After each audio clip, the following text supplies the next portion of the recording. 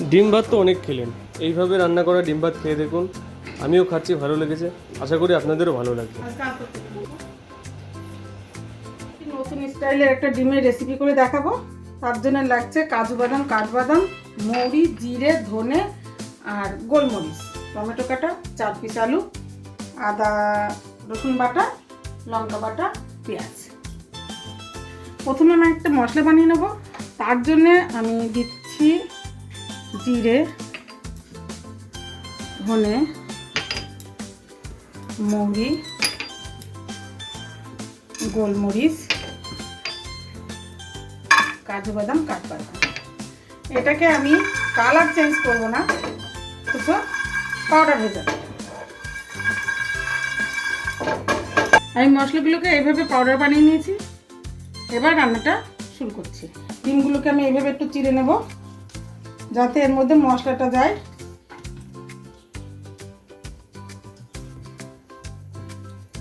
কড়াইতে সর্ষের তেল দিলাম।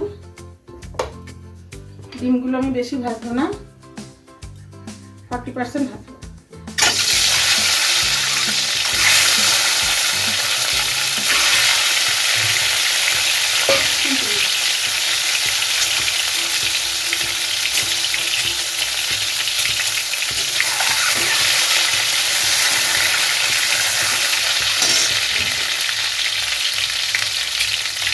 লবণ,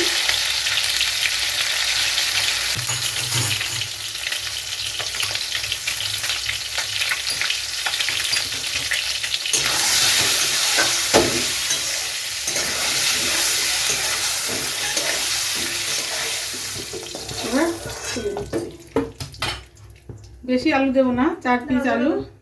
এটাও আমি হাতে কাছে দেবো।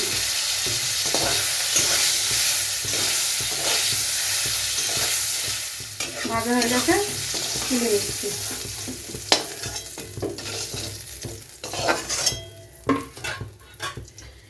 কড়াইতে তেল দিলাম।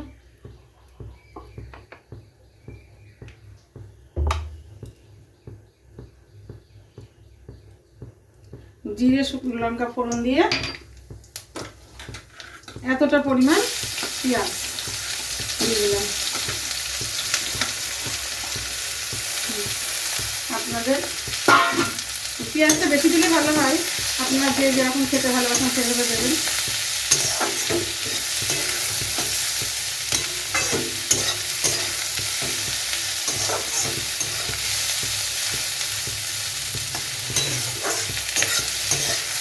ব্রাউন হয়ে গেছে, এবার দিয়ে দেবো টমেটো।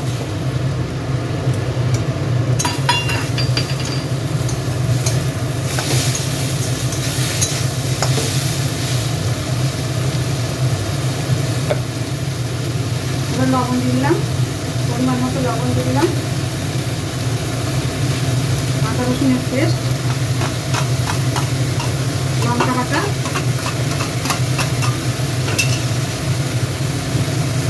হলুদ,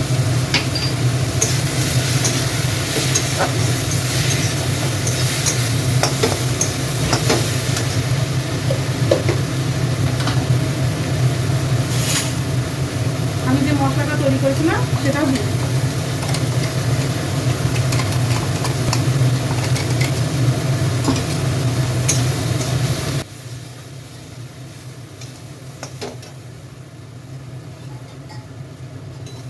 সামান্য জল দিলাম।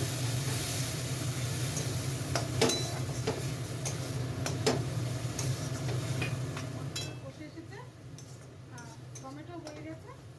এবার আমি জল দিয়ে দেবো, যতটা আমার প্রয়োজন ততটা আমি দেবো।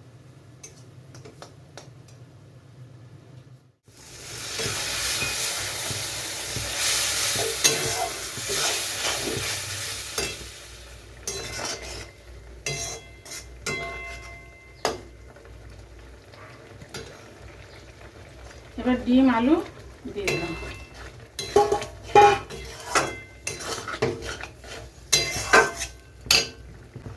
এবার বাটার দিয়ে দিলাম।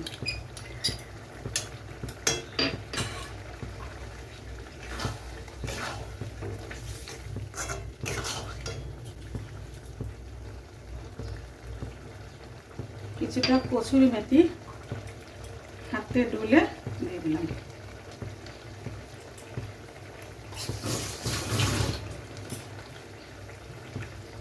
আমার রান্নাটা কমপ্লিট। আপনারা এইভাবে এই ডিমের রেসিপি বানিয়ে দেখবেন, আর কেমন লাগলো কমেন্ট করে জানাবেন।